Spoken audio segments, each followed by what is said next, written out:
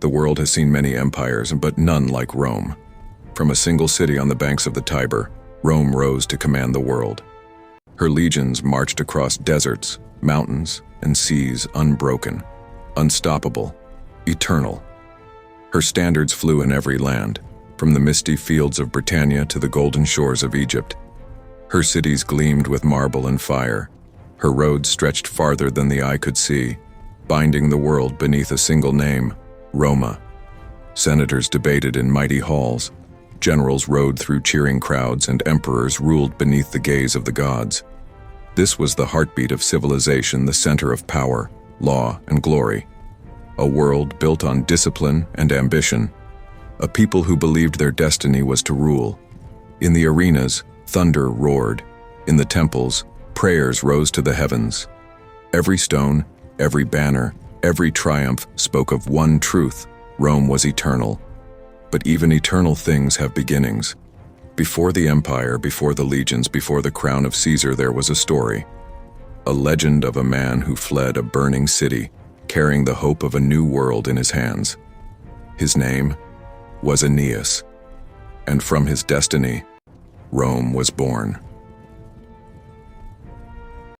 Long before Rome rose upon her 7 hills, there lived a man whose destiny would shape the fate of nations, Aeneas, son of Anchises of Troy and Venus, the goddess of love. When the Greeks captured and burned Troy, Aeneas, guided by the gods, escaped the flames, carrying his aged father on his shoulders and leading his young son, Ascanius.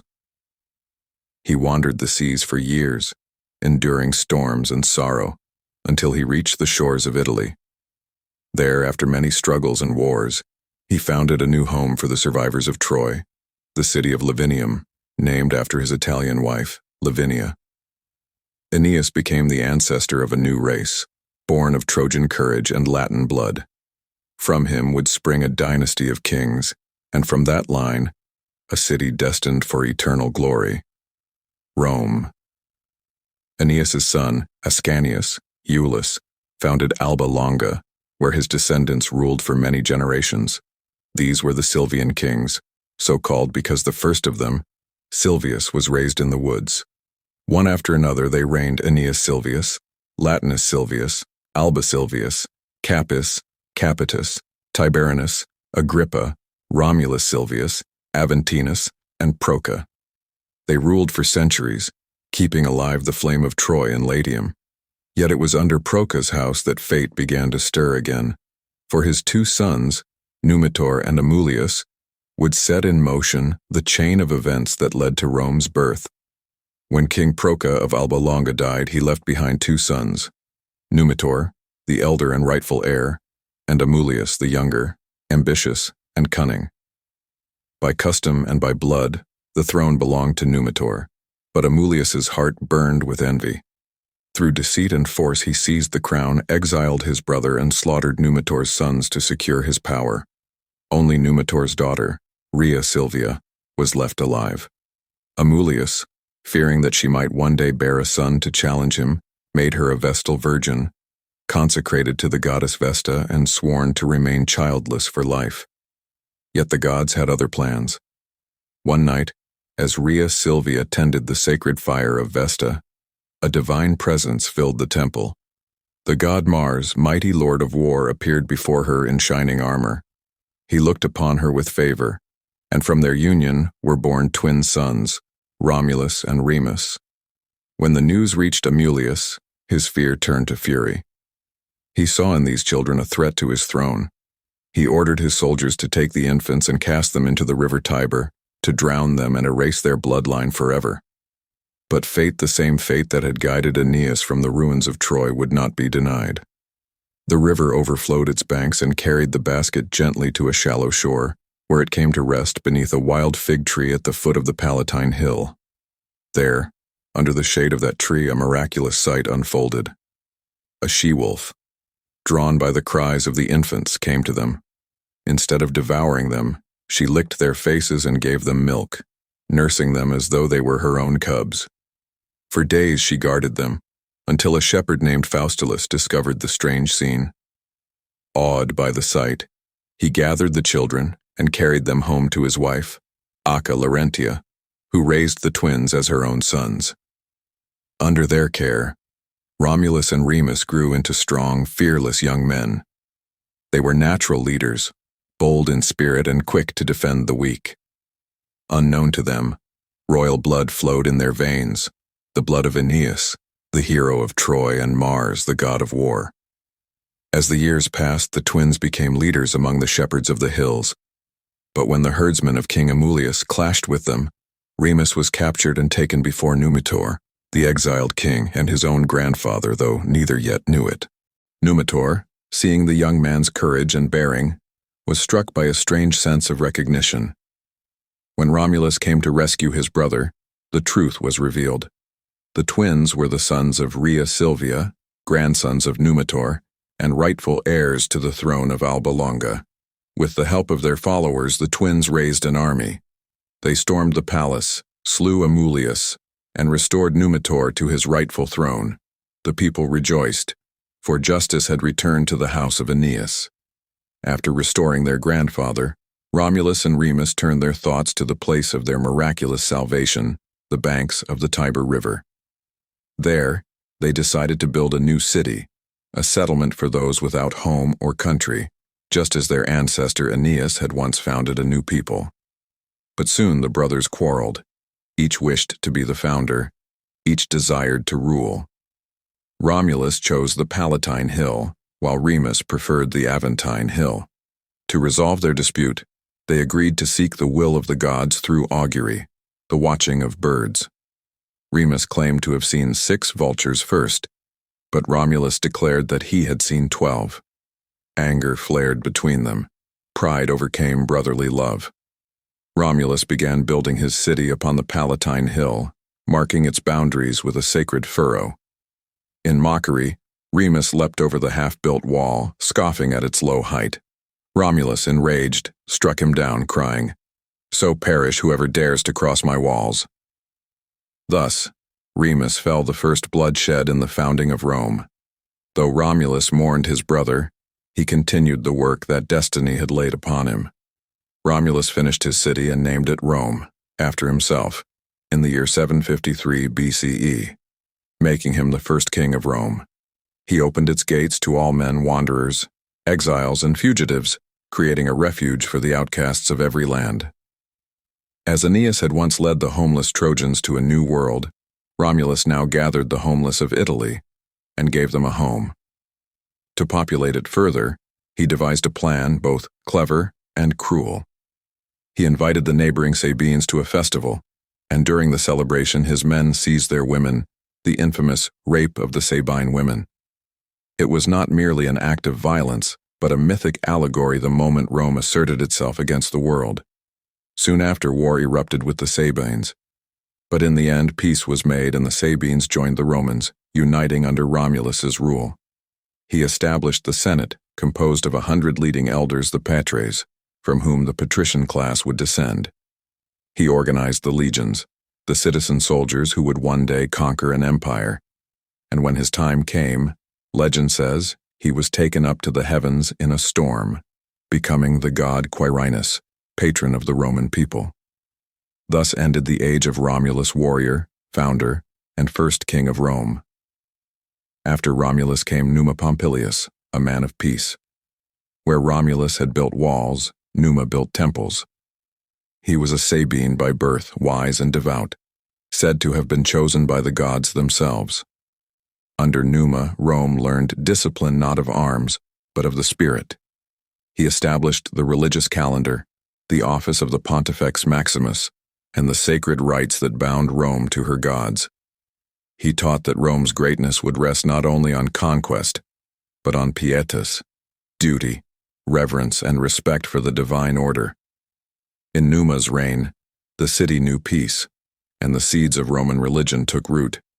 He was remembered as the king who tamed the wild heart of Rome. The third king, Tullus Hostilius, was the very opposite. He was a man of war, restless, ambitious, and hungry for glory. Under his reign, Rome renewed its struggle with her neighbors.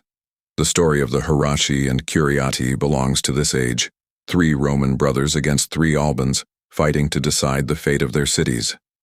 2 Romans fell, 1 remained. And with cunning and courage, the lone survivor slew his wounded foes one by one. Albans and Romans were united, and Rome's power began to grow. But Tullus was too proud, too defiant of the gods. When a plague struck his people, he scorned the rites of Numa. He tried to perform sacrifices to Jupiter without proper reverence, and legend says, was struck by lightning and consumed by fire. Thus the lesson was taught. Even kings must bow before the gods. The 4th king, Ancus Marcius, grandson of Numa, sought balance. He rebuilt the bridges over the Tiber and extended Rome's borders to the sea. Under him, the port of Ostia was founded, Rome's first window to the Mediterranean. He fortified the Janiculum Hill and established Rome's first prison and salt works, laying the groundwork for commerce and order. Ancus was remembered as the king who blended peace and war, piety and practicality, the model of a Roman ruler.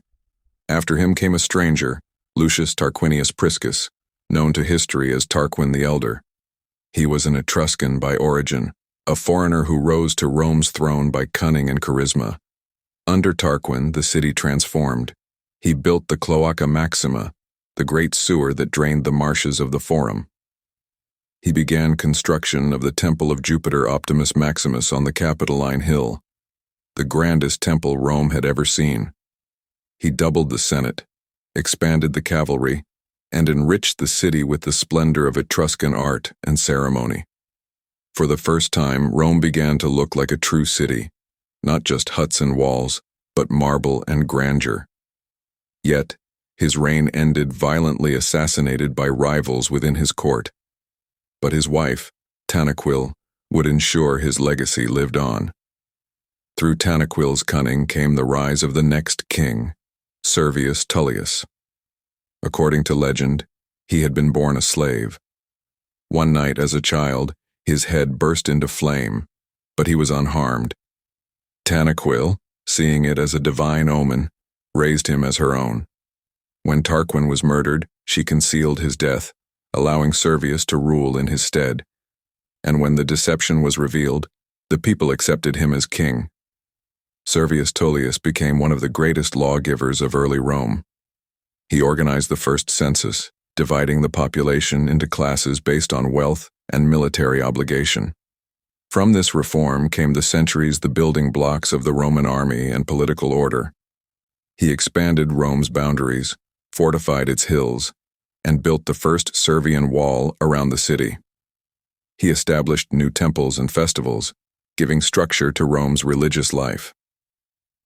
Under Servius, Rome grew from a tribal city into a true state, ordered, disciplined, and proud. But greatness often breeds envy. Servius's reign ended in betrayal. His daughter, Tullia, and her husband, Lucius Tarquinius Superbus, Tarquin the Proud, conspired to overthrow him. In a night of treachery, Servius was struck down on the steps of the Senate. Tullia, driving her chariot home, is said to have run over her father's corpse, her wheels splattered with his blood. So began the reign of Rome's last king. Tarquinius Superbus ruled not by law or counsel, but by fear. He ignored the Senate, executed his enemies, and filled the city with terror. Yet even in tyranny, he accomplished great works. He completed the Temple of Jupiter begun by his father, and strengthened Rome's dominance over Latium. But the cruelty of his household would destroy him. One night, his son, Sextus Tarquinius, violated Lucretia, the virtuous wife of a nobleman named Collatinus. Shamed beyond endurance, Lucretia summoned her family, and after naming her violator, took her own life. Her death sent a shock through Rome, a cry for justice that would echo for centuries. Led by Lucius Junius Brutus, the people rose in revolt. The Tarquins were expelled, their line forever cursed, and in their place, the Romans swore an oath. Never again would a king rule in Rome. Chapter 2. The Birth of the Republic, 509–390 BCE. When the last of the Tarquins was driven from the city, the Romans swore an oath that would define them for centuries.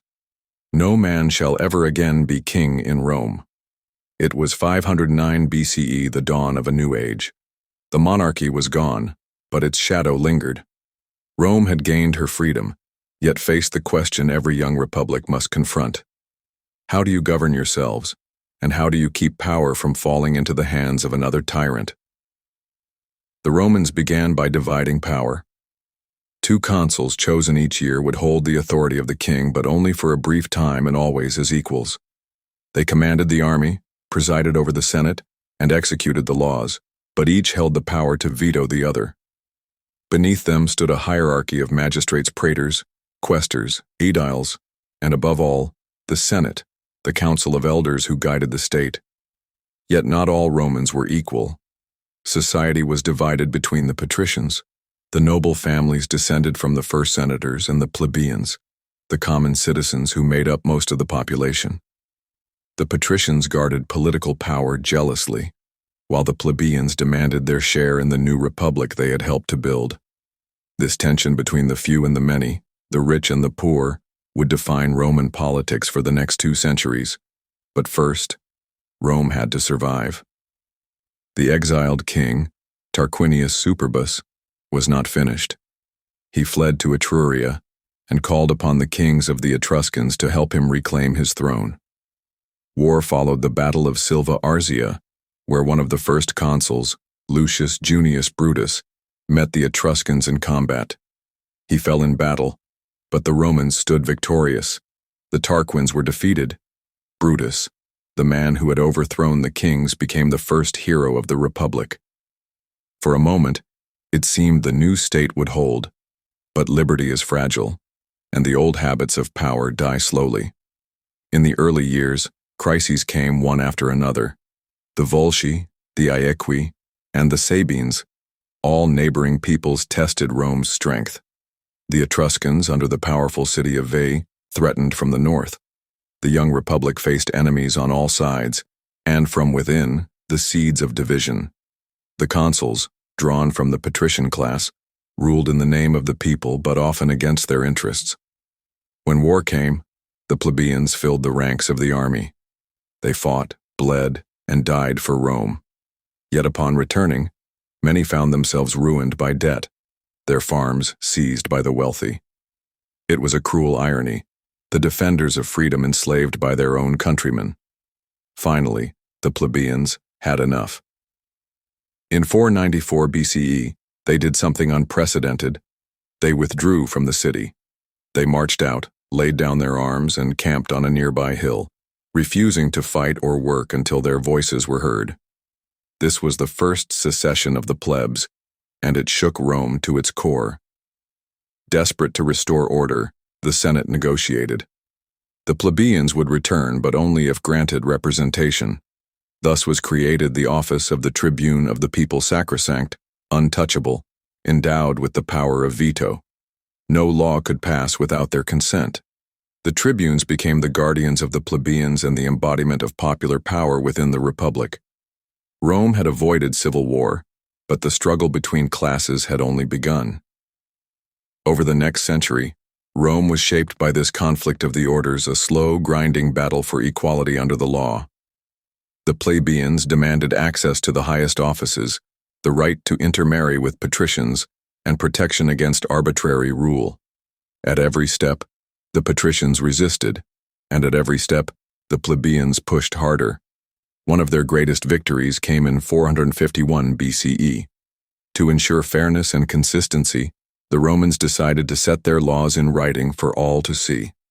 A commission of 10 men, the decemviri, was appointed to draft them.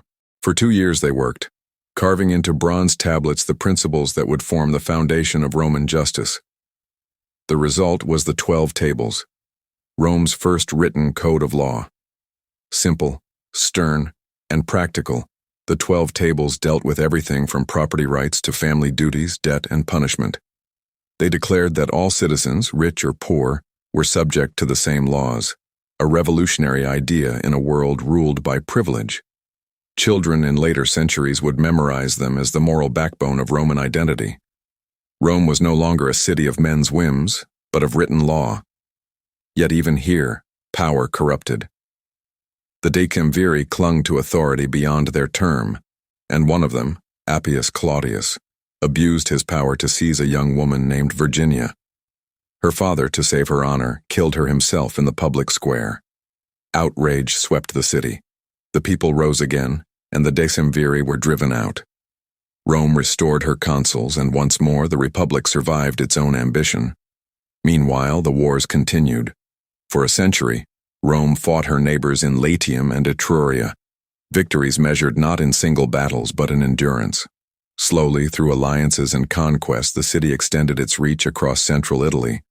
The Etruscan city of Veii, long Rome's rival, stood directly to the north.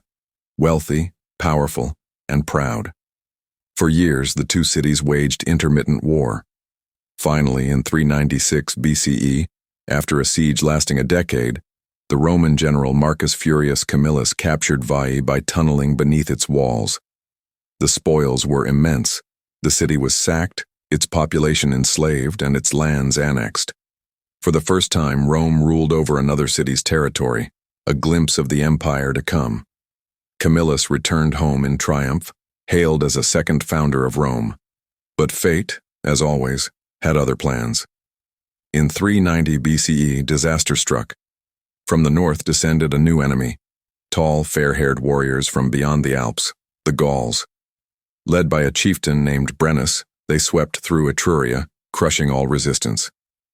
At the river Alaia, just 11 miles from Rome, the Roman army met them and was annihilated. The survivors fled, the rest were slaughtered. The Gauls marched into the undefended city, looting and burning as they went. Only the citadel on the Capitoline Hill held out, defended by a handful of soldiers and priests. Legend tells that when the Gauls attempted a night assault, they were betrayed by the sound of sacred geese, the holy birds of Juno, whose cries awoke the defenders in time to repel the attack. But the city below lay in ruins. After months of siege, the Romans bought their freedom. Brennus agreed to withdraw, for a ransom of 1,000 pounds of gold. When the Romans complained that the weights used by the Gauls were rigged, Brennus threw his sword upon the scales and uttered the immortal words, "Vi victis," woe to the vanquished.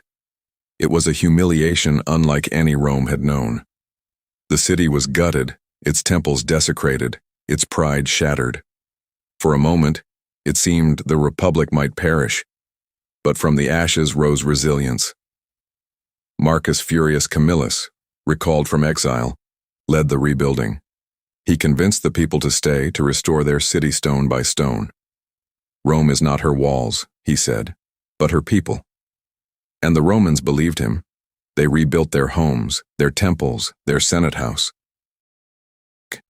Chapter 3. The Rise of Power, 390–264 BCE. From the smoking ruins of the Gallic sack, Rome rose again. Her temples were rebuilt, her walls restored, her pride reforged. The Romans, once humbled, now carried a quiet determination, a conviction that they had been tested by the gods and found worthy. They had survived what should have destroyed them, and survival had become their defining virtue. Yet survival alone was not enough. Rome would not merely rebuild, she would dominate. From this moment forward, she would seek to secure herself not by walls, but by conquest. In the decades that followed, Rome began to push outward. Her armies, drawn from citizen soldiers, marched across the hills and valleys of Latium. She subdued the Latin cities that had once been her equals, binding them together in a web of alliances. Some were granted partial citizenship, others retained their autonomy, but pledged troops and tribute to Rome. In this way, Rome turned former rivals into partners, and Italy began to move to her rhythm. It was a brilliant system, not empire by oppression, but by cooperation. Each victory strengthened Rome's manpower. Each ally became another source of soldiers. By the early 4th century BCE, the Roman Confederation was the most formidable military force in Italy. But the peninsula was far from united. To the south, the Samnites' fierce mountain tribes held the rugged Apennines, proud and independent. To the north and east, Etruscan cities still resisted Roman influence, and beyond them, The Greek colonies of southern Italy, rich, cultured, and powerful, watched uneasily as Rome's shadow grew. The stage was set for the wars that would make Rome master of Italy. The First Samnite War began in 343 BCE, a conflict sparked by alliances and rivalries among the Italian tribes. The Samnites were warriors of the mountains, swift, disciplined, and deadly in close combat. At first, Rome's armies won brilliant victories, but the peace that followed was uneasy. The Samnites remained powerful, and Rome's ambitions only grew. A few years later, war flared again. A greater, longer, more brutal struggle, the Second Samnite War. It would last over 2 decades and define a generation of Romans. In 321 BCE came one of Rome's darkest days, the Battle of the Caudine Forks. The Roman legions, trapped in a narrow mountain pass, were surrounded by the Samnites. With no way to fight or flee, they were forced to surrender. The Samnite general Gaius Pontius humiliated them utterly. The Roman soldiers were stripped of their weapons and made to pass one by one beneath a yoke of spears, a symbol of defeat and submission. It was the greatest humiliation since the Gallic sack. But if the Gauls had taught Rome resilience, the Samnites would teach her vengeance. Rome rebuilt her armies, reformed her tactics, and learned to fight in rough terrain. She built new roads, the Via Appia, the first of the great Roman highways to move troops swiftly across Italy. She constructed fortified colonies, each a bastion of Roman control. And she never forgot the insult of Caudine Forks. When the war finally ended in 304 BCE, the Samnites were broken, and Rome stood supreme in central Italy. The Republic had become not merely a city-state, but a regional power, disciplined, organized, and relentless. But the Samnites would rise again. In 298 BCE, they rallied the Etruscans, Umbrians, and Gauls into a grand alliance against Rome. The Third Samnite War was the crucible of Roman destiny, the moment when the legions proved themselves the finest army in the ancient world. The decisive moment came in 295 BCE, at the Battle of Sentinum. There, amid the hills of Umbria, Rome faced the combined might of 4 nations. The fighting was fierce and chaotic. One Roman consul, Publius Decius Mus, performed the sacred act of devotio, dedicating himself to the gods of the underworld by charging alone into the enemy ranks, sacrificing his life to bring victory to Rome. His courage turned the tide. By sunset, the coalition was shattered, and the Samnites' power was broken forever. From that day, there was no equal to Rome in Italy. With the Apennines subdued, Rome turned her gaze outward. The Greek cities of southern Italy, collectively known as Magna Graecia, had watched Rome's rise with growing unease. Some sought her friendship, others defied her. Foremost among them was the proud city of Tarentum, wealthy, maritime, and fiercely independent. When a Roman fleet entered Tarentine waters in 282 BCE, the citizens attacked, sinking several ships. Rome demanded reparations. Tarentum mocked them instead and called for help from across the sea. From Epirus, in Greece, came King Pyrrhus, a cousin of Alexander the Great, and one of the finest generals of his age. He brought with him 25,000 men, 20 war elephants, and the dream of a Western empire. In 280 BCE, Pyrrhus met the Romans at Heraclea. For the first time, Roman soldiers faced elephants, towering beasts armored for war. The legions fought bravely, but were crushed beneath the unfamiliar terror. Pyrrhus won the field, but at a terrible cost. The following year, they met again at Asculum. Once more, Pyrrhus triumphed, but his army was shattered. When congratulated on his victory, he replied bitterly, "Another such victory, and I am undone." Thus was born the phrase, Pyrrhic victory, a win so costly it brings ruin. Pyrrhus marched toward Rome itself, expecting the Italian peoples to rise against her. But none did. Even defeated enemies remained loyal, bound not by chains, but by Rome's careful system of citizenship and alliance. The Samnites, Etruscans, and Latins all had learned that Rome's strength lay in her inclusivity. She conquered not just with arms, but with law. Unable to break the Republic, Pyrrhus turned south seeking easier victories in Sicily, but even there, his ambition faltered. He returned to Italy, fought one last time at Beneventum in 275 BCE, and lost. Disillusioned, he withdrew to Greece, where he met his end in a street brawl, struck down by a woman's thrown tile. His campaign had failed, but his invasion had proven something profound. Rome had stood against the finest general of the Greek world, and endured. Her legions had faced elephants, phalanxes, and mercenaries, and adapted. In resilience and unity, Rome had no equal. By 264 BCE, the Italian peninsula was hers. From the Po Valley in the north to the Greek cities of the south, Rome's authority was undisputed. Every people she conquered became part of her system, allies, citizens, or dependents. Each victory added new strength to the Roman machine. The Roman model of citizenship was unique. Rather than destroy conquered peoples, Rome absorbed them.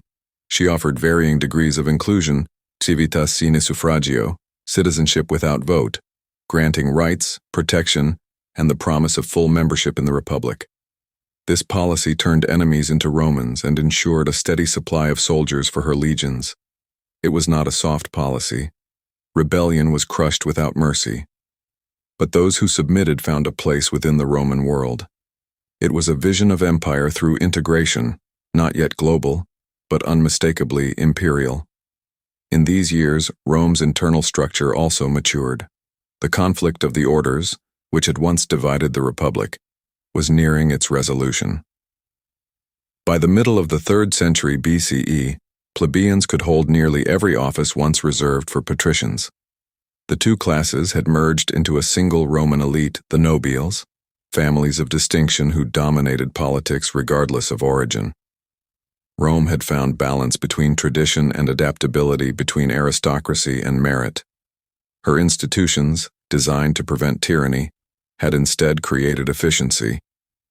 The Senate guided policy. The consuls led armies. The people voted in assemblies.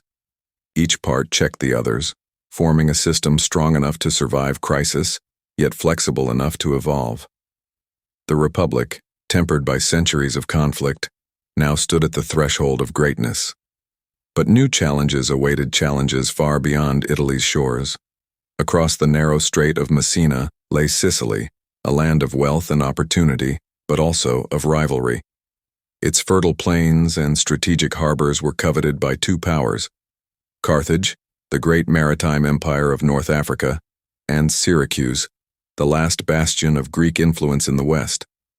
It was here, in Sicily, that Rome would meet her next and greatest adversary, and where the struggle for Mediterranean dominance would begin. The wars of Italy had forged Rome's character. The wars to come would forge her destiny. Chapter 4. The Punic Wars, 264–146 BCE. By the middle of the 3rd century BCE, Rome had mastered Italy. From the Alps to the southern seas, her legions stood unchallenged.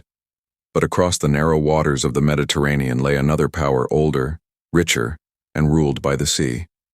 A city of merchants and mariners with colonies scattered from Spain to Africa. Its name was Carthage. Founded centuries earlier by Phoenician traders from Tyre, Carthage was a marvel of commerce and engineering. Her harbors teemed with ships, her coffers overflowed with silver, and her navy was the envy of the world. If Rome was born of soldiers, Carthage was born of sailors. Two worlds, one of land, one of sea, now stood face to face. Between them lay Sicily, the key to the central Mediterranean, and the spark that would ignite a century of war. The First Punic War, 264–241 BCE.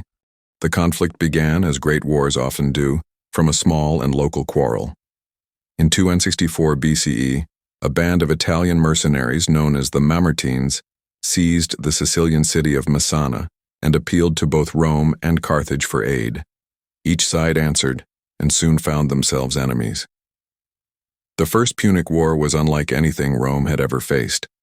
It was not a war of legions and spears, but of ships and sailors, and Rome had no navy. But the Republic's genius lay in adaptation. After their first defeats, The Romans built an entire fleet from scratch, hundreds of warships modeled after a captured Carthaginian vessel. To overcome their inexperience at sea, they invented the corvus, a boarding bridge that turned naval battles into infantry fights where Roman discipline could prevail. With this new weapon, the Romans stunned the world. At Mylae, in 260 BCE, they captured their first naval victory. At Ecnomus, one of the largest sea battles in history, they crushed the Carthaginian fleet and invaded North Africa itself. For a moment, it seemed Rome might end the war in a single blow. But the invasion faltered, and the Carthaginians counterattacked fiercely. The war dragged on for 2 decades, brutal, costly, and unrelenting. Both sides bled treasure and men. Fleets were lost to storms as often as to battle. At last, in 241 BCE, the Romans under Gaius Lutatius Catulus won a decisive victory at the Battle of the Aegates Islands. The Carthaginian fleet was destroyed, and Carthage sued for peace. The terms were harsh. Carthage surrendered Sicily, paid a massive indemnity, and acknowledged Roman supremacy in the West. For the first time, Rome possessed territory beyond Italy, her first province. The Republic had become an empire, in fact, if not yet in name. But the peace would not last. The Second Punic War, 218 to 201 BCE. In the years that followed, Carthage turned westward to Spain, seeking to rebuild her power. There, under the command of the noble Barcid family, she forged a new empire. Among the Barcids was a young man destined to haunt Roman nightmares, Hannibal. From childhood, Hannibal had sworn eternal hatred of Rome. He was brilliant, fearless, and relentless, a master of strategy and deception. When Rome allied with the Spanish city of Saguntum, Hannibal took it as provocation and besieged the city. Rome demanded his surrender. Carthage refused, and so began the Second Punic War, the most dangerous war Rome would ever face. In 218 BCE, Hannibal did the unthinkable. He marched an army of 40,000 men and a company of elephants from Spain, across Gaul, and over the snowbound Alps into Italy. It was a feat so daring it seemed impossible. Thousands perished along the way, but those who survived descended into the Po Valley, like an avenging storm. Rome was caught unprepared. At the Ticinus and the Trebia rivers, Hannibal destroyed entire Roman armies. At Lake Trasimene, he set an ambush so perfect that 15,000 Romans were killed before they could even form ranks. The Republic reeled, its legions shattered, its allies wavering. But Hannibal was not finished. In 216 BCE, near the small town of Cannae, the 2 greatest armies of the ancient world met in battle. Hannibal commanded perhaps 50,000 men. The Romans nearly 80,000, their largest force ever assembled. The Romans attacked in dense formation, hoping to crush the Carthaginian center. Hannibal allowed them to advance, then enveloped them. His cavalry struck from behind. His infantry curved inward like a bowstring drawn to breaking. By nightfall, the Roman army was surrounded and annihilated. Over 50,000 men lay dead, the consuls, the senators, the flower of Roman youth. It was one of the greatest tactical victories in history and the worst defeat Rome would ever suffer. All Italy trembled. Many of Rome's allies defected. The Greek cities of the south opened their gates to Hannibal. Only a few, the Latins, the Etruscans, and the loyal colonies, remained steadfast. Rome seemed doomed, but the Republic refused to die. After Cannae, the Senate declared, no negotiations, no surrender. While Hannibal waited for allies and reinforcements, Rome rebuilt. New legions were raised, slaves and criminals were offered freedom to fight. The city fortified itself, but refused to close its gates. In 215 BCE, a new leader emerged, Quintus Fabius Maximus, called Cunctator, the Delayer. He abandoned pitched battles and waged a war of attrition, harassing Hannibal's supply lines, burning crops, avoiding direct confrontation. The Romans mocked him as cowardly, but time proved him right. Hannibal's strength began to wane. His army, far from home, dwindled. Years passed. Rome adapted again, expanding the legions, building new fleets, and attacking Carthage's allies overseas. In Spain, 2 young generals, the Scipio brothers, carried the war to Hannibal's base of power. When both fell in battle, their campaign seemed lost until their heir appeared, Publius Cornelius Scipio, later known as Scipio Africanus. Scipio was bold, charismatic, and visionary, a Roman equal to Hannibal in genius. He reorganized the legions, introduced new tactics, and struck directly at Carthage's Spanish holdings. In a dazzling campaign, he captured New Carthage and drove the Carthaginians from the Iberian Peninsula. Then, with Senate approval, he invaded North Africa itself, forcing Carthage to recall Hannibal home. The final act came at Zama in 202 BCE.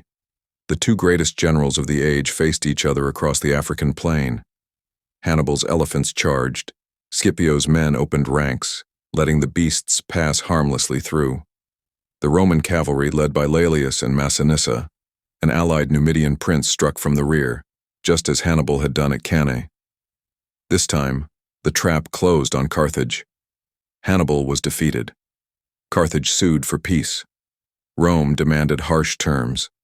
Carthage surrendered her fleet, her war elephants, and her empire in Spain.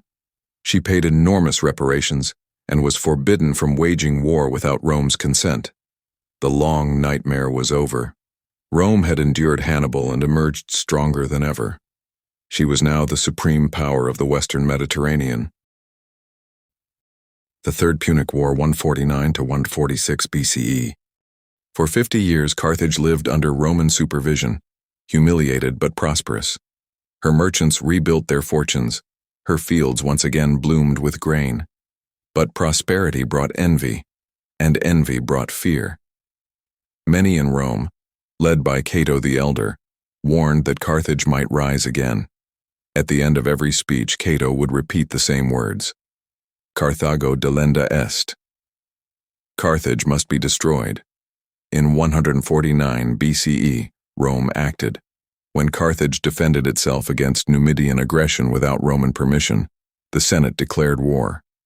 The Third Punic War had begun not a struggle of equals, but an execution. Roman armies landed in Africa and laid siege to the city.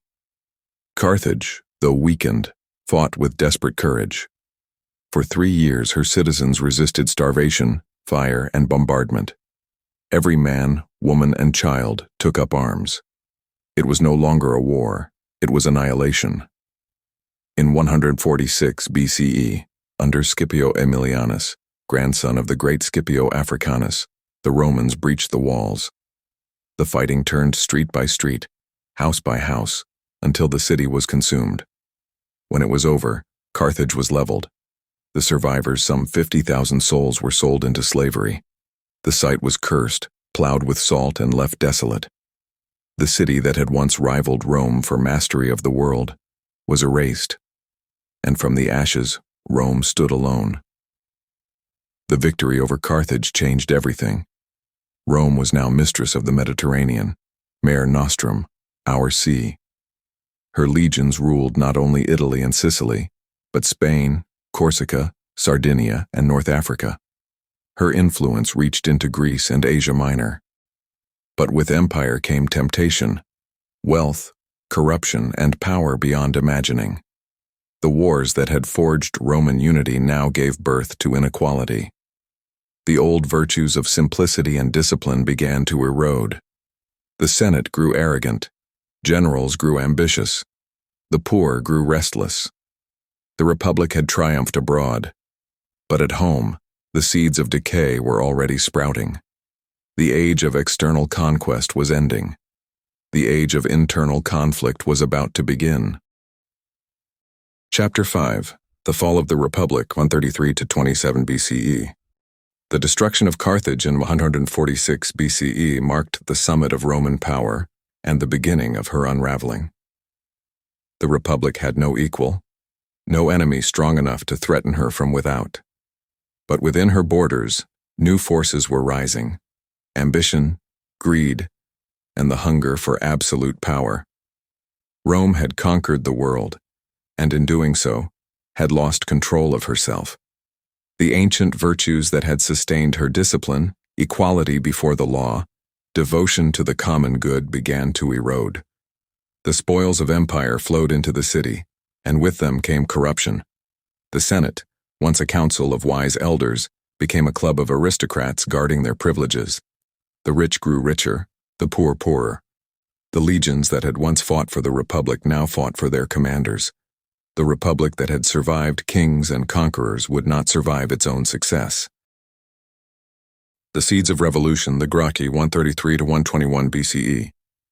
It began with two brothers, Tiberius and Gaius Gracchus. Both were born into a noble family, grandsons of Scipio Africanus, heroes of the Punic Wars. Both believed that Rome's greatness was being corroded by greed. In 133 BCE, Tiberius, elected tribune of the plebs, proposed a bold reform. He sought to redistribute public land, the ager publicus, to poor citizens and veterans who had lost their farms to the expansion of the wealthy estates. He argued that Rome's soldiers were being driven from their land, replaced by slaves, leaving the Republic hollow at its core. But the Senate, dominated by landowners, resisted fiercely. When Tiberius bypassed the Senate and brought his law directly to the people, he broke sacred political custom and sealed his fate. At a public assembly, chaos erupted. Tiberius and hundreds of his followers were clubbed to death by a mob led by senators, the first blood spilled in Roman politics for centuries. 10 years later, his brother Gaius Gracchus took up the cause. More brilliant and radical than Tiberius, he sought not only land reform, but grain subsidies, judicial reforms, and citizenship for Rome's Italian allies.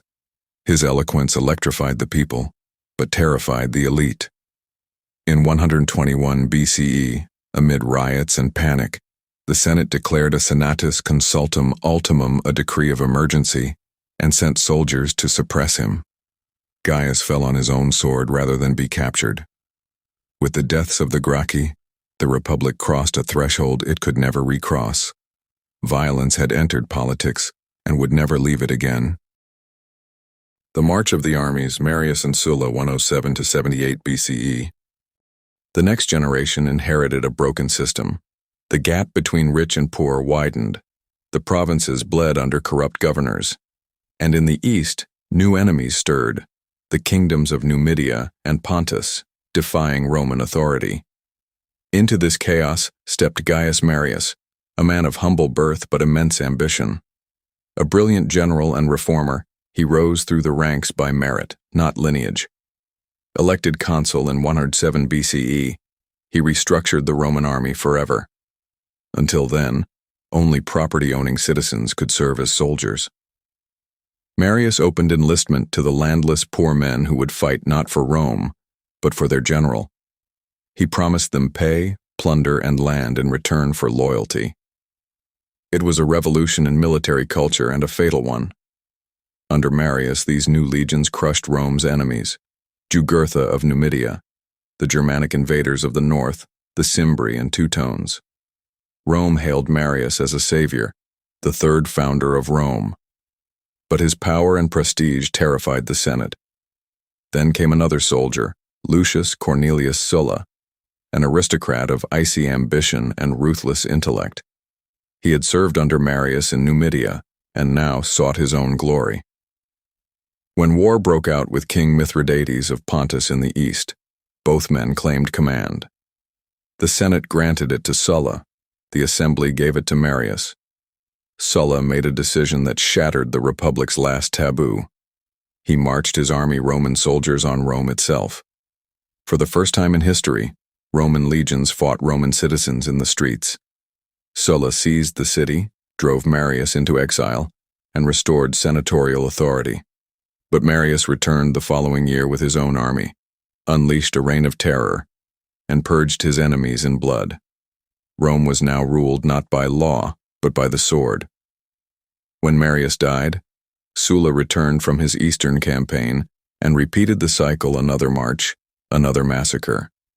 He declared himself dictator, rewrote the constitution, and filled the Senate with his supporters. He claimed he was restoring the Republic, yet ruled with absolute power. Then, astonishingly, he resigned, retired to private life, and died peacefully in 78 BCE. But the damage was done. He had shown every ambitious man in Rome that armies, not laws, decided power. The first triumvirate, 60 to 49 BCE, in the years that followed, corruption deepened. Elections were bought, mobs ruled the streets, and the Senate was paralyzed by factional hatred. The Republic was crumbling under its own weight until 3 men rose to seize control. Their names were Gnaeus Pompeius Magnus, Marcus Licinius Crassus, and Gaius Julius Caesar. Pompey was the golden general, handsome, victorious, adored by the legions. He had cleared the Mediterranean of pirates and conquered vast territories in the east. Crassus was the richest man in Rome, ruthless, calculating, the man who had crushed Spartacus's slave revolt. And Caesar, brilliant, ambitious, and dangerous, was a rising star, descended from ancient nobility, but burdened by debt and scandal.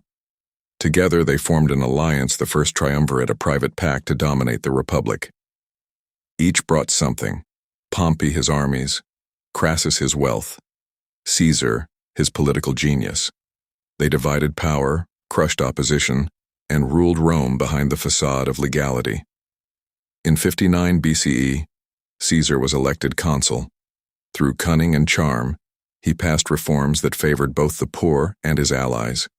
Then, awarded command in Gaul, he departed for war, a war that would make him immortal. For nearly a decade, Caesar waged relentless campaigns across the forests, rivers, and mountains of Gaul. He subdued tribe after tribe, forged alliances, and crushed revolts. His campaigns culminated in 52 BCE at Alesia, where he besieged the Gallic hero Vercingetorix behind massive fortifications, both surrounding and being surrounded himself. Through sheer discipline and engineering genius, Caesar triumphed. His conquest extended Rome's borders to the Atlantic and brought unimaginable wealth and loyalty to Caesar. But in Rome, his enemies watched with dread. Pompey, now aligned with the Senate, feared Caesar's growing power. Crassus, seeking his own glory, marched east and perished disastrously at Carrhae, crushed by the Parthians. With Crassus gone, the balance of power collapsed. Only 2 men remained, Pompey and Caesar, and Rome was not big enough for both. Caesar vs. Pompey, 49 to 48 BCE. The Senate, under Pompey's influence, ordered Caesar to disband his legions and return to Rome as a private citizen. He refused. To obey would mean ruin. To defy would mean civil war. In January of 49 BCE, Caesar made his choice. He led his legion across the small river that marked the boundary of his province, the Rubicon. As he crossed, he uttered the words that changed history: Alea iacta est. The die is cast. The Rubicon was not just a river, it was a line between republic and tyranny. By crossing it, Caesar declared war on the state itself. Pompey and the Senate fled eastward. Caesar marched on Rome unopposed. He was swift, decisive, and merciful, seizing control with minimal bloodshed. Then he pursued Pompey to Greece, where in 48 BCE at Pharsalus their armies met. Outnumbered, Caesar won a stunning victory. Pompey fled to Egypt only to be murdered on arrival by order of the young pharaoh Ptolemy III, who sought to curry favor with Rome. When Caesar landed soon after, he was shown Pompey's severed head. He wept. His greatest rival was dead, and the Republic was finished. Dictatorship and death, 46 to 44 BCE. In Egypt, Caesar became entangled in another struggle, this time between Ptolemy and his sister, the Queen Cleopatra VII. Charmed by her intelligence and beauty, Caesar supported her claim to the throne. Their alliance, political and romantic, would echo through history. Returning to Rome, Caesar was appointed dictator for 10 years, then for life. He reformed the calendar, rebuilt cities, extended citizenship, and planned vast campaigns into the east. But beneath his genius, the old Roman fear remained the fear of kingship. The Senate, remembering Tarquin and the fall of the monarchy centuries before, whispered of tyranny. Caesar's honors grew extravagant. His face appeared on coins. His chair in the Senate gleamed with royal authority. To some, he was a savior. To others, a usurper. On the Ides of March, 44 BCE, The conspirators struck. As Caesar entered the Senate chamber, he was surrounded by men he called friends, Brutus, Cassius, and others. Knives flashed. He fell beneath 23 blows.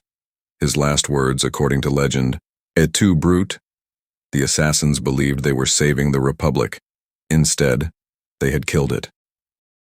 The Second Triumvirate and the end of the Republic, 43 to 27 BCE. In the chaos that followed, power once again passed to generals. Caesar's loyal lieutenant Mark Antony seized command of his armies. His young heir, Octavian Caesar's adopted son, claimed his inheritance, and Marcus Lepidus, a shrewd politician, joined them in a fragile alliance, the Second Triumvirate. Together they avenged Caesar's death. The conspirators were hunted down and defeated at Philippi in 42 BCE. Brutus and Cassius took their own lives, and the dream of restoring the Republic died with them, but the triumvirs soon turned on each other. Lepidus was sidelined. Antony and Octavian divided the empire, Antony ruling the east, Octavian the west. In Egypt, Antony fell under the spell of Cleopatra, now queen once more. Their love, passionate and political, scandalized Rome. Octavian used it as a weapon, portraying Antony as a traitor enthralled by an Eastern queen. In 31 BCE, their fleets met at Actium off the coast of Greece. It was the final battle of the Republic. Octavian's admiral Agrippa outmaneuvered Antony's forces. Cleopatra's ships fled. Antony followed. The war was lost. A year later, in Alexandria, Antony and Cleopatra took their own lives as Octavian's legions entered the city. The world that had once belonged to the Republic now belonged to one man. Octavian returned to Rome in triumph, hailed as the savior of peace. He took a new name, Augustus. The Republic was dead. In its place rose an empire. Chapter 6, the Roman Empire, from Augustus to the 5 good emperors, 27 BCE to 180 CE. When the dust of civil war finally settled, one man stood alone. His name was Gaius Octavius, adopted son of Julius Caesar, the boy who had outwitted generals, senators, and kings. He was 29 years old, calm, cold, and utterly in control. Rome had seen enough blood. It craved peace. Octavian promised it and delivered. In 27 BCE, he appeared before the Senate and formally surrendered his extraordinary powers. The Senate, in gratitude, begged him to remain in command.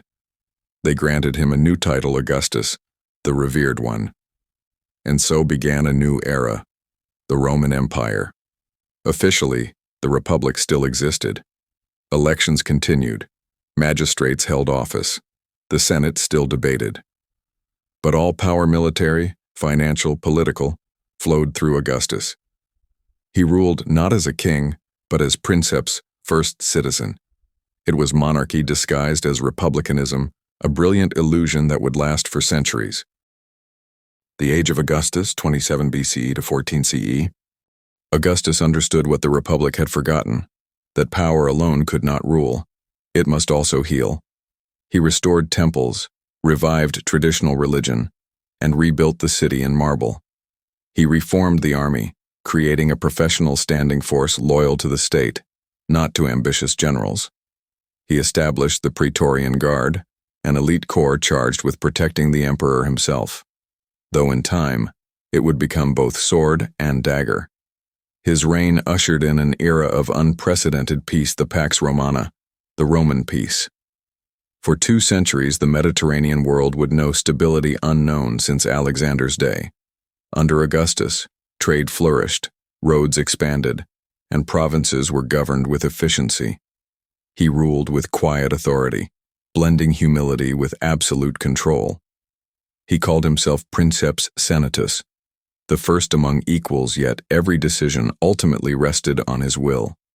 In art and literature, his reign was a golden age. Poets like Virgil, Horace, and Ovid celebrated Rome's destiny. In the Aeneid, Virgil told the story of Aeneas, a Trojan hero whose journey to Italy symbolized Rome's divine mission to rule the world. Augustus became not merely an emperor, but a living embodiment of Roman order, a bridge between mortal and divine. When he died in 14 CE, after more than 40 years of rule, the empire mourned as if for a god. His last words were simple: "I found Rome a city of brick, I leave it a city of marble." He had done more. He had built an empire of time. The Julio-Claudian dynasty, 14 to 68 CE.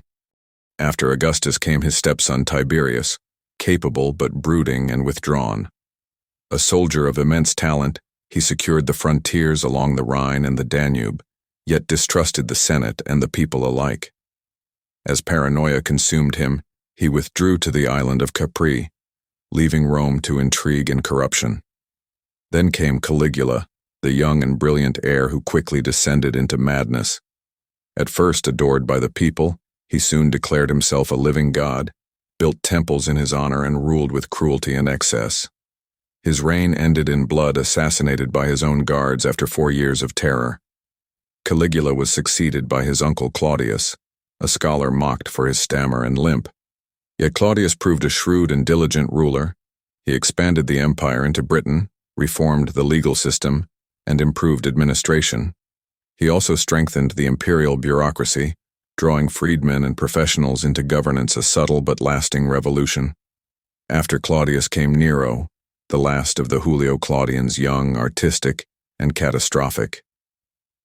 At first guided by wise counselors like Seneca, Nero's early rule was moderate, but soon his vanity and cruelty grew boundless. He murdered his own mother, Agrippina, persecuted opponents, and plunged the empire into decadence.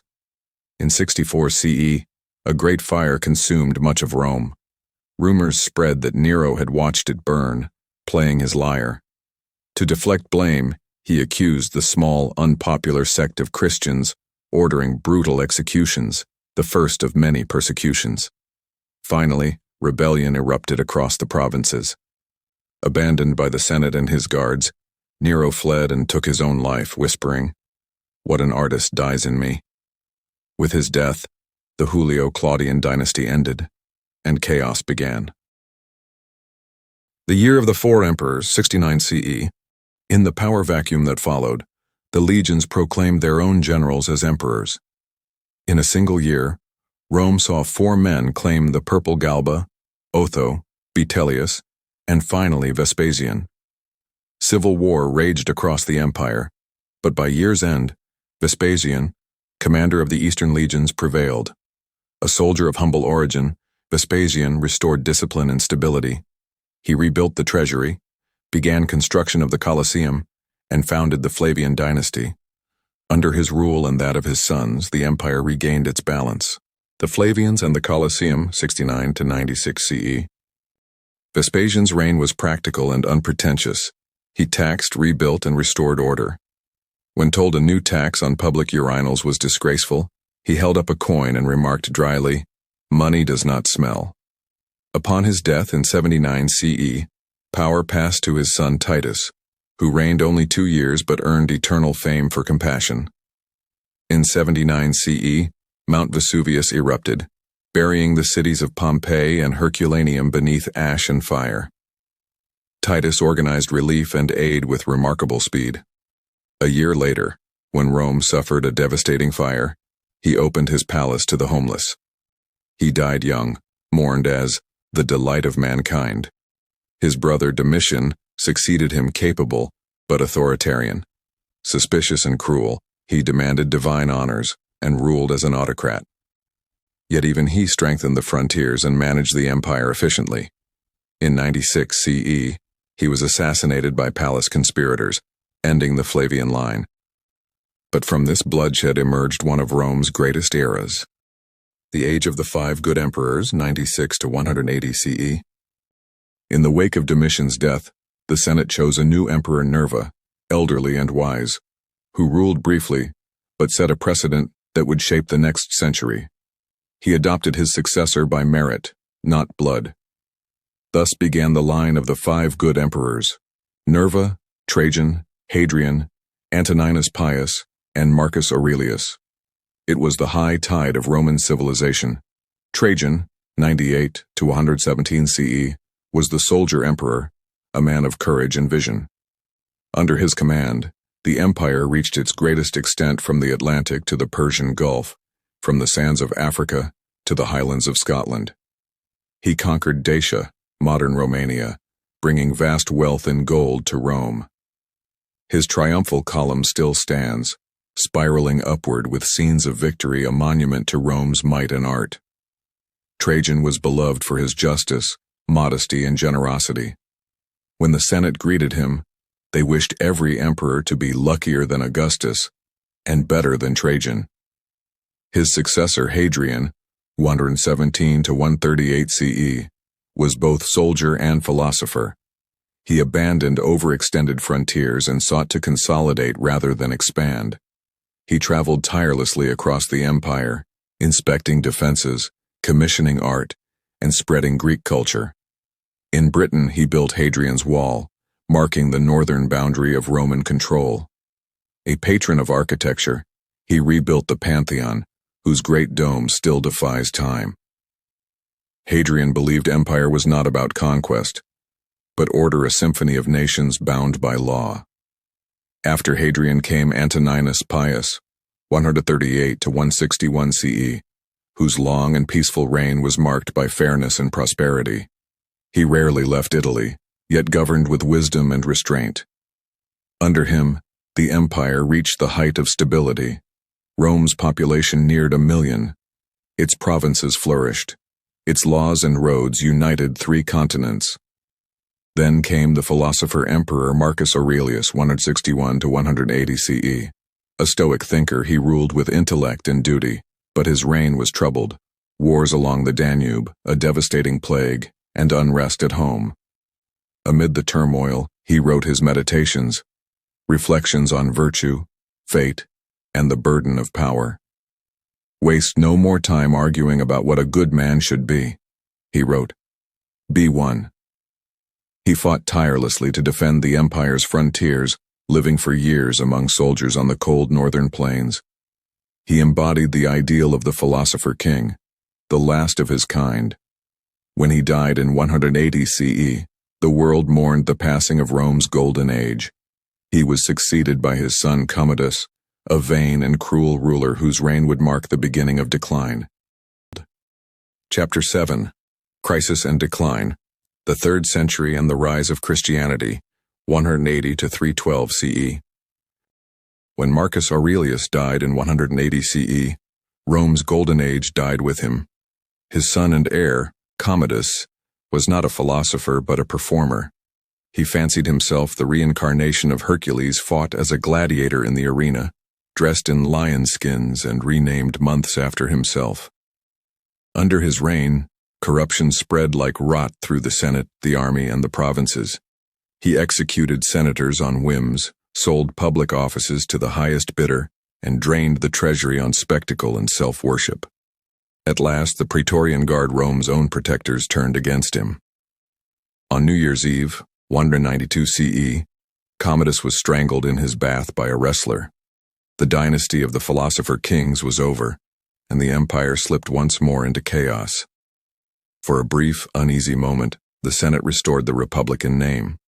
They chose Pertinax, a seasoned general and administrator, as emperor, a man of integrity and discipline. But Pertinax tried to reform the Guard, to restore order and cut their privileges. They murdered him after only 86 days. In one of the darkest scenes in Roman history, the Praetorians auctioned the empire to the highest bidder. The wealthy senator Didius Julianus purchased it, promising each soldier a fortune. His rule lasted just 2 months before the legions in the provinces declared their own emperors and marched on Rome. From this chaos rose Septimius Severus, commander of the legions in Pannonia. He defeated his rivals and established the Severan dynasty. A soldier first, Severus strengthened the army's role in government and raised soldiers' pay, binding their loyalty but draining the treasury. He waged war in Mesopotamia, extended the empire's frontiers, and left his sons, Caracalla and Geta, as joint heirs. When Severus died in 201 CE, he advised them, "Be harmonious, enrich the soldiers, and despise all others." They obeyed only the last 2. Caracalla murdered Geta, purged his supporters, and ruled as a tyrant. Yet he left one enduring legacy. In 212 CE, he issued the Constitutio Antoniniana, granting Roman citizenship to nearly all free inhabitants of the empire. What had once been the privilege of Italy became the birthright of millions, but Caracalla's brutality consumed him.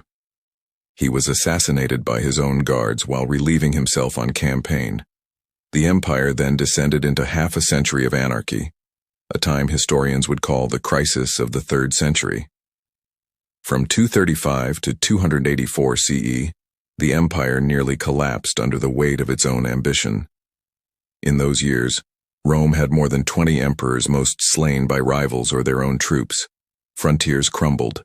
The Goths and Franks poured across the Rhine and Danube. The Persian Sassanids struck from the east, capturing the Emperor Valerian alive, the first Roman ruler ever taken prisoner. He died in captivity, said to have been used as a human footstool by the Persian king. Within, plague and famine ravaged the cities. Trade routes faltered, coins were debased, the population shrank. The once united empire fractured, the Gallic Empire in the west, the Palmyrene Empire in the east. For a moment it seemed that the dream of Rome would end not with a bang, but with exhaustion. And yet from ruin, resilience. Among the emperors who fought to save Rome, none shone brighter than Aurelian. A soldier of humble birth, he rose through the legions by sheer ability. Crowned emperor in 270 CE, he restored the empire's borders with ferocity and speed. He crushed the Goths, defeated the breakaway Gallic Empire in the west, and reconquered the east from Queen Zenobia of Palmyra, the warrior queen who had defied Rome itself. Aurelian reunited the empire within 5 years. His soldiers called him Restitutor Orbis, restorer of the world. He began constructing massive defensive walls around Rome, sensing that the age of security had ended. But before he could reform the government, he was assassinated by his own officers, another victim of imperial instability. Amid this turbulence, a quiet revolution was stirring, not in the Senate nor the barracks, but among the poor and the enslaved. It was the rise of a new faith, Christianity. Born in the eastern provinces, the followers of Jesus of Nazareth preached humility, compassion, and salvation. They worshipped one God, rejected the empire's divine emperors, and offered hope beyond death. To Roman officials, this was dangerous, a refusal to honor the gods who guarded the state. Christians were imprisoned, tortured, and executed, yet their numbers grew. Their courage and martyrdom only strengthened the faith. In the catacombs beneath Rome, they carved symbols of hope: the fish, the anchor, the cross. Even as emperors rose and fell, Christianity spread across the empire's cities, homes, and legions. It would soon transform Rome itself. By the late 3rd century, the empire teetered on collapse. Then came a man of iron, Diocletian. A soldier from the Balkans, Diocletian rose through the ranks to seize power in 284 CE. He saw clearly what Rome had become: too vast, too unstable, too corrupt for one man to rule. So he reshaped it completely. He divided authority, establishing the tetrarchy rule of 4. 2 senior emperors called Augusti, and 2 juniors called Caesares. Each ruled a portion of the empire, east and west, north and south. It was the most ambitious reform in Roman history, an empire split, yet united in design. Diocletian reorganized the provinces, strengthened the frontiers, reformed the army, and crushed revolts. He sought to restore the old religion, seeing Christianity as a threat to imperial unity. In 303 CE, he unleashed the Great Persecution, ordering churches destroyed and scriptures burned. Thousands were martyred, but the faith endured. Despite his ruthlessness, Diocletian stabilized what had seemed doomed. He reformed the economy, imposed price controls, and brought order to chaos. For the first time in decades, the frontiers were secure, and the treasury was full. Then, in an act of astonishing humility for a Roman emperor, Diocletian did what none before him had done. He retired. In 305 CE, he abdicated voluntarily and withdrew to his palace on the Adriatic coast, tending to his gardens in peace. When later urged to return to power, he reportedly replied, "If you could see the cabbages I have planted, you would not ask me again." He was the only emperor who willingly left the purple and perhaps the wisest. But peace could not last. The tetrarchy soon fractured into civil war once more. Ambition, that old Roman disease, returned with vengeance.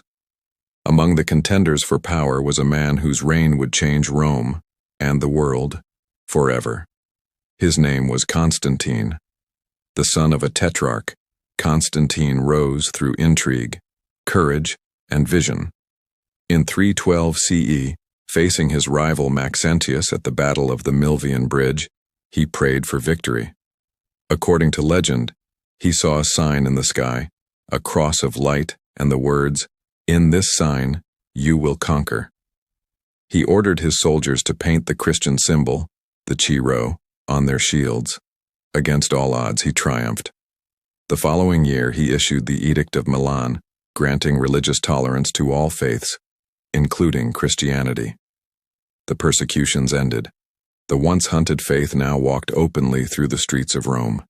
In one generation, the empire that had crucified Christ had become his protector. Constantine would go on to reshape the empire once more. But that is a story yet to unfold, the story of the Christian emperor, the new capital, and the final transformation of Rome itself. The Roman Empire was reborn in faith and fire. When Constantine emerged victorious from the Battle of the Milvian Bridge in 312 CE, he did more than claim the throne, he redefined Rome's destiny. No longer would the empire draw strength from Jupiter and Mars, but from the god of a once persecuted sect. For 3 centuries, Christians had prayed in secret. Now they prayed in the open beneath the banners of imperial legions. Constantine was both visionary and pragmatist. He understood that religion could unite an empire long divided by language, culture, and civil war. And yet his conversion was not merely political. He believed himself chosen by divine will, the protector of a holy truth. In 313 CE, he and his co-emperor Licinius issued the Edict of Milan, proclaiming freedom of worship for all. Temples to the old gods remained, but Christianity now stood equal in law and soon superior in influence. Constantine returned church property, ended persecutions, and granted privileges to Christian clergy.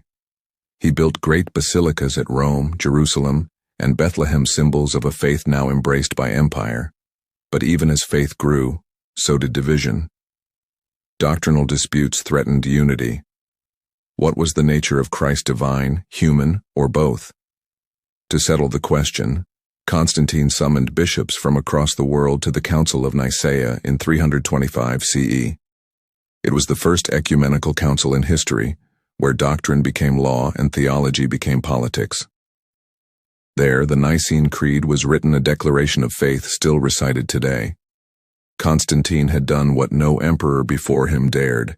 He had bound heaven and empire into one. Yet he also knew that the old city, ancient, crowded, scarred by centuries of conflict, could no longer serve as the heart of a new empire. He sought a fresh beginning, a city untouched by civil war, rich in trade and defensible by nature. His eyes turned eastward, to the shores of the Bosporus. On the site of an old Greek colony called Byzantium, Constantine built his new capital, Nova Roma, the New Rome. In 330 CE, he dedicated it with pomp and ceremony, but the people soon called it Constantinople, the city of Constantine. It stood at the crossroads of Europe and Asia, between the Aegean and the Black Sea. From here, Constantine could command trade routes, defend the frontiers, and gaze toward both east and west. Its walls gleamed with marble, its forums adorned with statues of emperors and gods. Churches rose beside temples, Latin mixed with Greek. The old Rome had found its heir. Constantine died in 337 CE, baptized on his deathbed, the first Christian emperor of Rome. He left behind a transformed world, an empire no longer pagan but Christian, no longer Roman in heart but Mediterranean in reach. After his death, his sons divided the empire among themselves. But unity was fragile. Civil wars flared, and frontiers groaned beneath the weight of invasion. Still, the Roman machine endured powerful, bureaucratic, and proud. By the mid-4th century, new threats emerged beyond the frontiers. To the north, across the vast plains of Europe, a storm was gathering. Nomadic warriors from Central Asia, the Huns, were driving westward, scattering tribes before them. Germanic peoples, Goths, Vandals, Franks, Lombards, sought refuge within the empire's borders. Rome, once the conqueror, now struggled to contain the tide. In 376 CE, the Emperor Valens allowed the Visigoths to cross the Danube and settle as allies. But corruption and cruelty by Roman officials drove them to revolt. 2 years later, at the Battle of Adrianople, the Gothic cavalry shattered the Roman army. Valens himself was killed, his body lost in the flames. The defeat stunned the world, the first time in centuries that a Roman emperor had fallen to barbarian hands. The empire would never fully recover. In the decades that followed, the division between East and West grew deeper. The Eastern Empire, centered on Constantinople, was wealthier, more urban, and better defended. The Western Empire, with its capital shifting from Milan to Ravenna, faced decaying cities, empty treasuries, and restless tribes. Yet the spirit of Rome persisted. Under Theodosius III, Christianity became not just tolerated, but supreme. In 380 CE, he issued the Edict of Thessalonica, declaring Christianity the official religion of the empire. The temples of the old gods were closed, their fires extinguished. Olympic Games, once sacred to Zeus, fell silent. Rome, city of 1,000 deities, now bowed to one. When Theodosius died in 395 CE, he divided the empire permanently between his two sons, Honorius in the west, Arcadius in the east. It was meant as unity through partnership. In truth, it was division eternal. The Roman Empire was now two worlds, Greek-speaking East and Latin-speaking West, a dual crown that would never again be one. The West decayed as enemies closed in. In 410 CE, an unthinkable event shattered the Roman imagination. The Visigoth king Alaric, once a Roman general, marched on the Eternal City. For 3 days his warriors looted Rome, the first time the city had fallen in 800 years. The world gasped. Saint Jerome, in distant Bethlehem, wrote in despair, "The city which took the whole world has itself been taken." The shock was spiritual as much as political. Pagans claimed it was punishment for abandoning the old gods. Christians, like St. Augustine, answered that no empire was eternal but the city of God.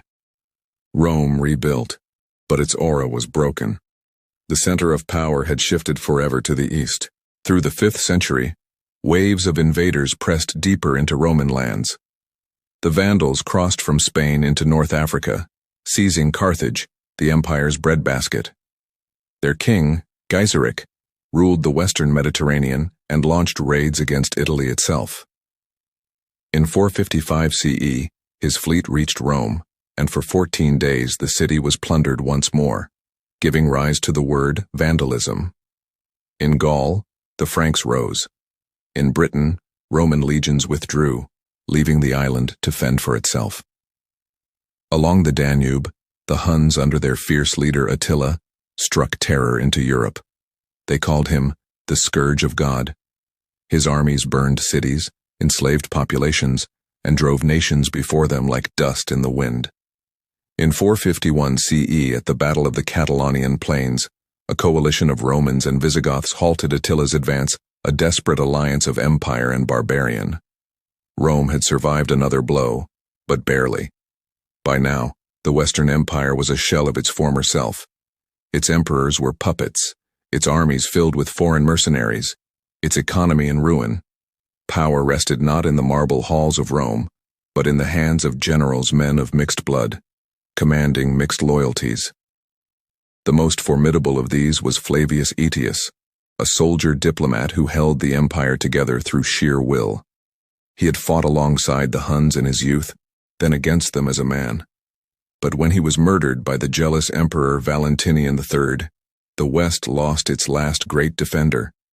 In the years that followed, emperors came and went in rapid succession, installed and removed by powerful warlords. One of these was Orestes, who placed his young son upon the throne in 475 CE. The boy's name was Romulus Augustulus, the last emperor to bear Rome's ancient name. But beyond the Alps, a new power had risen.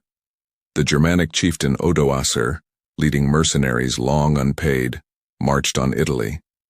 In 476 CE, he captured Ravenna, deposed the boy emperor, and sent the imperial insignia to Constantinople.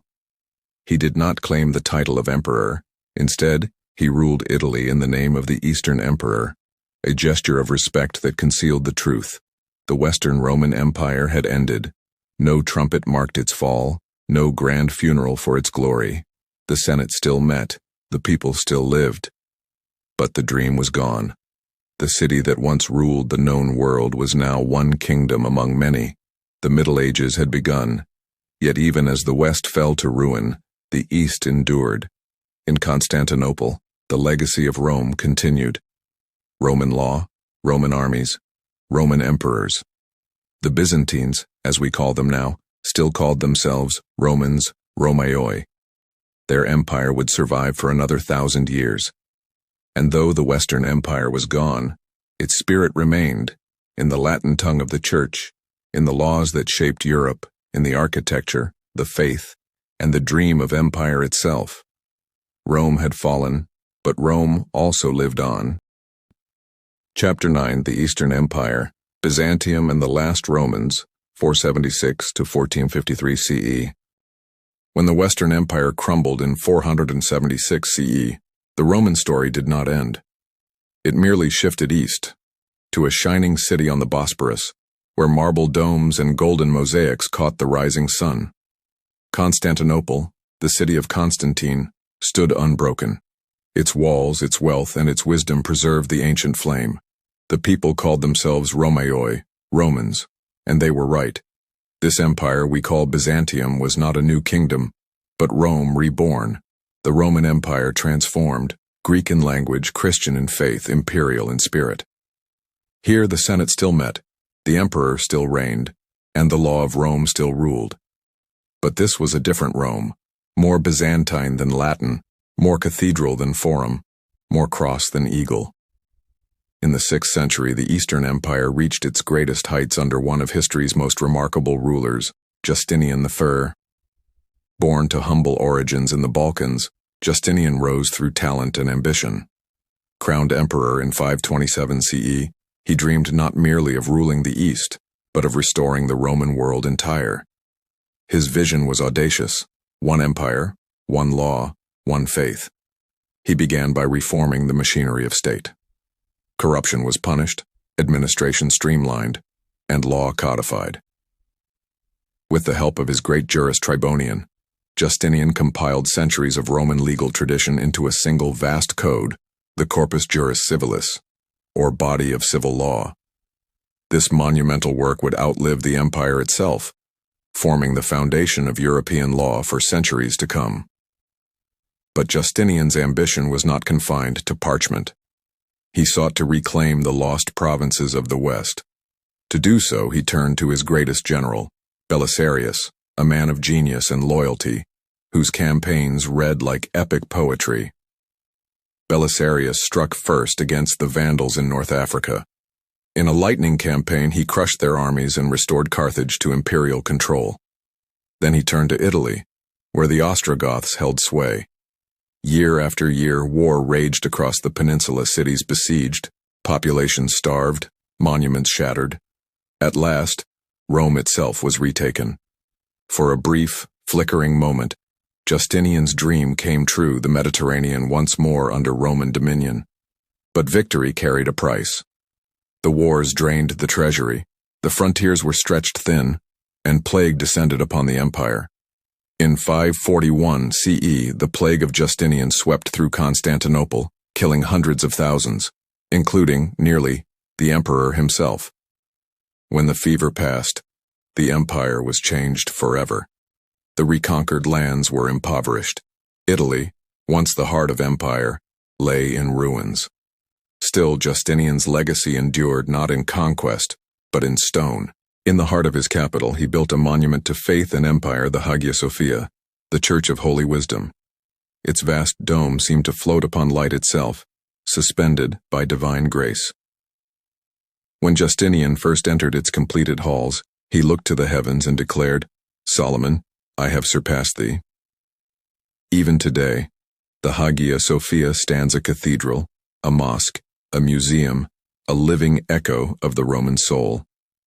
After Justinian's death in 565 CE, the empire entered an age of trials. New enemies pressed from every side. From the north came Slavs and Avars. From the east, the resurgent Persian Empire. For decades, the two great powers bled each other in endless war. Cities burned, fields lay barren, and the treasury emptied once more. Then, from the deserts of Arabia, came a force unlike any the Romans had ever faced, a people united not by empire, but by faith. In the 7th century, under the banner of Islam, Arab armies burst forth with astonishing speed. They conquered Syria, Palestine, and Egypt, the richest provinces of the Eastern Empire. In a single generation, Byzantium lost the lands that had once fed its people and filled its coffers. The old Roman world was gone, and yet, even as half the empire fell, Constantinople endured. In 626 CE, Persians and Avars joined forces to besiege the city, but its massive Theodosian walls, triple lines of stone and moat, repelled them. Later, when Arab fleets attacked in 674 and again in 717, the Byzantines unleashed their secret weapon, Greek fire, a flaming liquid that burned even on water. With it, they turned back the tide. The empire survived, battered but alive.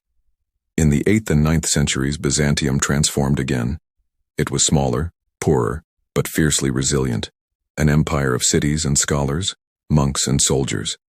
Its emperors became guardians of faith as much as of territory. They faced not only external enemies but internal strife. A bitter controversy shook the empire, the iconoclast crisis. Should holy images, icons, be venerated or destroyed? Emperors like Leo III and Constantine V ordered icons smashed, seeing them as idolatry. Monks resisted, believing them the heart of devotion. Churches were divided, art destroyed, and persecution ran deep. Only in 843 CE was the veneration of icons restored a triumph, celebrated as the triumph of orthodoxy. By then the empire had weathered centuries of storms, Persian, Arab, Bulgar, and internal schism, and still it stood. A civilization both ancient and renewed, it fused Roman discipline, Greek intellect, and Christian faith into a single identity. In the 10th and 11th centuries came a revival, the Macedonian Renaissance. Under emperors like Basil I and Leo VI, art, learning, and law flourished. Scholars copied ancient manuscripts, preserving Greek and Roman knowledge for future generations. The empire's armies, reformed and disciplined, reclaimed lost lands in Syria and the Balkans. Trade revived. Constantinople glittered once more as the wealthiest city in the world, a crossroads of east and west, of silk and spice, of gold and gospel. The zenith came under Basil the Coup, called the Bulgar Slayer. A soldier emperor, he crushed enemies with relentless precision, expanding the empire's frontiers from Armenia to the Adriatic. Under his reign, Byzantium was the superpower of the medieval world. But after his death in 1025 CE, decline returned quiet at first, then swift. Corruption spread in court, generals fought for power, and mercenaries replaced Roman legions. New threats loomed, the Seljuk Turks, fierce warriors from the east who shattered Byzantine forces at the Battle of Manzikert in 1071 CE. Asia Minor, the empire's heartland, was lost. 1,000 years of Roman power trembled on the edge of ruin. Desperate for aid, the emperor Alexios Komnenos turned to the west. He appealed to the Pope in Rome, asking for Christian knights to help repel the Turks. The result was not what he expected. In 1096, the First Crusade began, armies of Western Europe marching east in the name of God. They fought their way to Jerusalem, carving out kingdoms on former Byzantine land. For a time, East and West stood as uneasy allies, bound by faith, yet divided by suspicion. But greed and mistrust grew. In 1204 CE, during the Fourth Crusade, the unthinkable happened. Instead of marching to fight the Muslims, Crusaders turned their swords on Constantinople itself. The city was stormed, looted, and desecrated. The Hagia Sophia was stripped of gold and relics, its altars defiled. For 3 days the Queen of Cities was a corpse. The Latin Crusaders carved the empire apart, ruling it as their own. For half a century Byzantium was no more. But the Romans of the East did not die. In 1261 CE, under the leadership of Michael VIII Palaiologos, they retook Constantinople. The empire was reborn, wounded, diminished, but alive. The final 2 centuries of Byzantium were a long twilight. Its emperors ruled over a shrunken realm, a few provinces in Greece and the Aegean, and the city itself, glorious yet fading. Around them, new powers rose. To the west, Latin kingdoms and Venice controlled the seas. To the east, the Ottoman Turks advanced, relentless and disciplined. Bit by bit they encircled Constantinople, until the empire was little more than the city and its shadow. Still, the Byzantines endured scholars in the libraries, priests in the Hagia Sophia, emperors in the palace. They called themselves Romans to the end, heirs of Caesar and Constantine. Their scholars preserved the wisdom of Aristotle and Plato. Their artists adorned walls with mosaics of gold and sapphire. Even in decline, Byzantium remained a beacon of light amid a darkening world. The end came in 1453 CE. The last emperor, Constantine V's Palaiologos, faced the armies of the Ottoman Sultan Mehmed II. The walls of Constantinople, which had repelled Persians, Arabs, and Crusaders, now stood against cannon, thunderous weapons that shattered stone like glass. For 53 days, the siege raged. Inside the city, monks chanted hymns, soldiers manned the walls, the emperor himself fought as a common man. On May 29th, the final assault began. The Turks poured through the breaches. Constantine V cast aside his imperial regalia and plunged into battle. He was never seen again. When the sun rose, the city was silent. The Hagia Sophia had become a mosque. The empire that called itself Rome for over 2,000 years was gone. Thank you for watching till the very end. Kindly give us a like, subscribe to our channel because it helps this project grow. See you on the next one.